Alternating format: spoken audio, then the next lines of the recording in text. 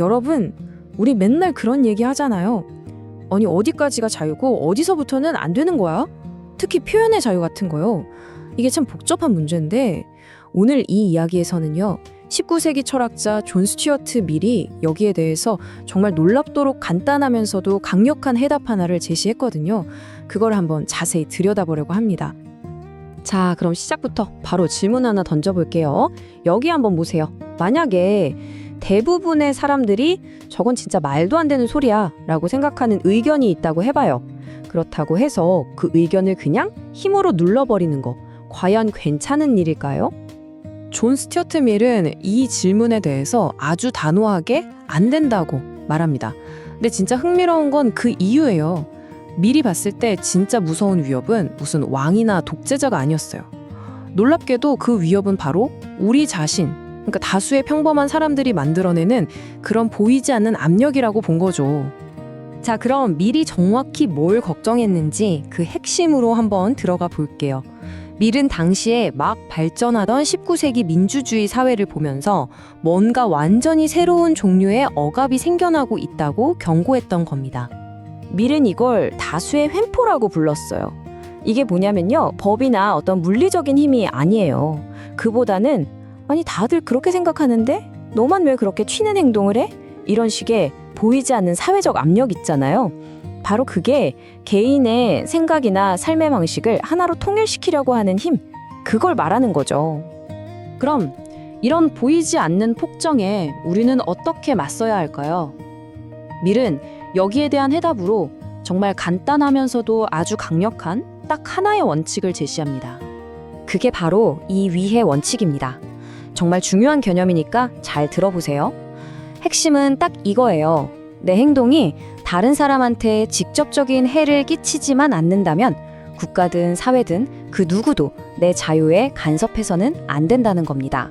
심지어 이게 널 위한 길이야 라고 아무리 확신하더라도 그 이유만으로는 절대 개인의 선택에 개입할 수 없다는 거죠. 아주 강력하죠?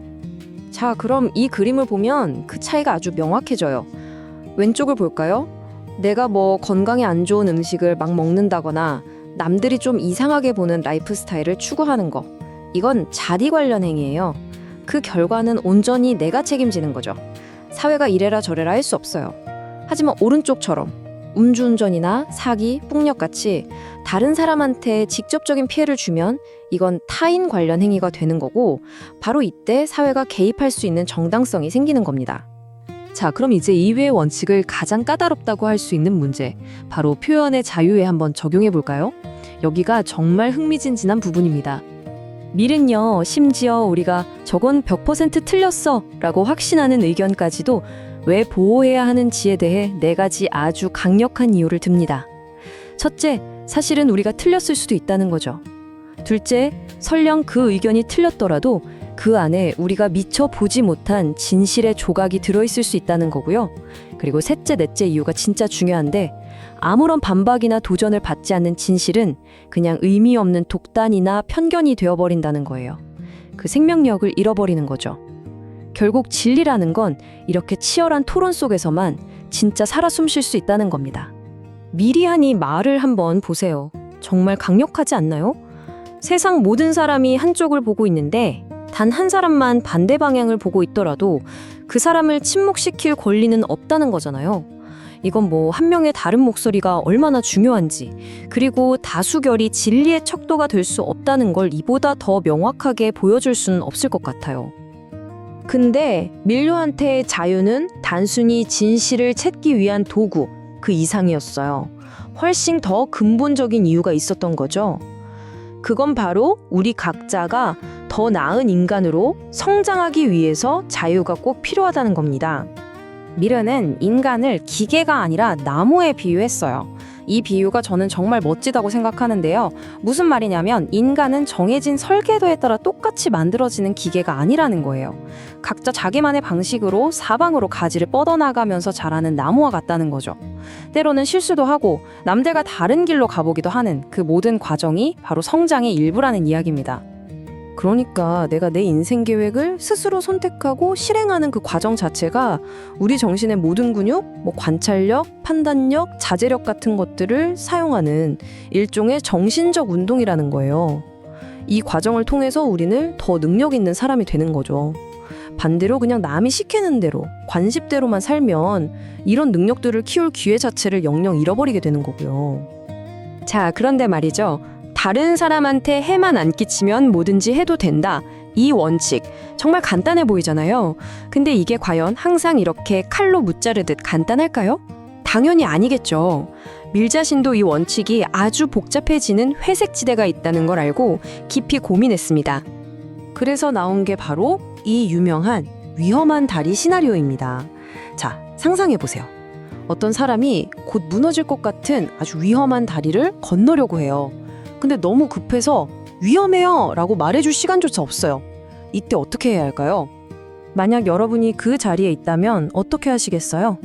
그냥 저 사람의 자유로운 선택이니까 하고 지켜봐야 할까요? 아니면 일단 달려가서 힘으로라도 막아야 할까요? 만약 그를 막는다면 이건 그의 자유를 침해하는 행동일까요? 여기에 대한 밀의 대답이 아주 절묘합니다. 결론부터 말하면 그를 막아도 된다는 거예요. 근데 그 이유가 중요해요. 그의 다리를 건너겠다는 자유로운 선택을 무시해서가 아니에요. 그보다는 그 사람이 강에 빠져 죽고 싶다고 원하지는 않을 거라는 합리적인 추측 때문이죠. 즉, 이건 그의 의지를 꺾는 강압이 아니라 정보가 부족해서 저지를 수 있는 치명적인 실수를 막아주는 거잖아요. 그래서 진정한 선택을 할 수 있도록 돕는 일종의 부드러운 간섭이라고 볼 수 있다는 겁니다. 사실 이 위해라는 단어의 범위를 정하는 게 가장 어려운 문제예요. 그냥 단순히 누구 기분 좀 나쁘게 했다고 해서 위해라고 할 수는 없겠죠. 하지만 또 어떤 경우에는 예를 들어 물에 빠진 아이를 보고도 그냥 지나치는 것처럼 아무것도 하지 않는 것 자체가 엄청난 위해가 될 수도 있잖아요. 이처럼 어디까지가 내 개인의 영역이고 어디서부터가 다른 사람에 대한 위해인지 그 경계가 굉장히 모호할 때가 많습니다. 그래서 밀의 이 원칙이 오늘날까지도 계속해서 뜨거운 논쟁거리가 되는 거죠. 자, 그래서 마지막으로 이 질문을 던지면서 마무리하고 싶습니다. 19세기 사상가였던 밀의 이 깊은 고민은 지금 우리에게 훨씬 더 큰 질문을 던져주고 있어요. 알고리즘 때문에 다들 자기랑 비슷한 생각만 보고 듣게 되는 이런 시대에 우리는 과연 어떻게 서로 다른 의견들이 자유롭게 부딪히면서 더 나은 답을 찾아가는 그런 건강한 토론의 문화를 지켜낼 수 있을까요? 아마 이 질문에 대한 답을 찾는데 밀의 지혜가 아주 중요한 길잡이가 되어주지 않을까 싶습니다.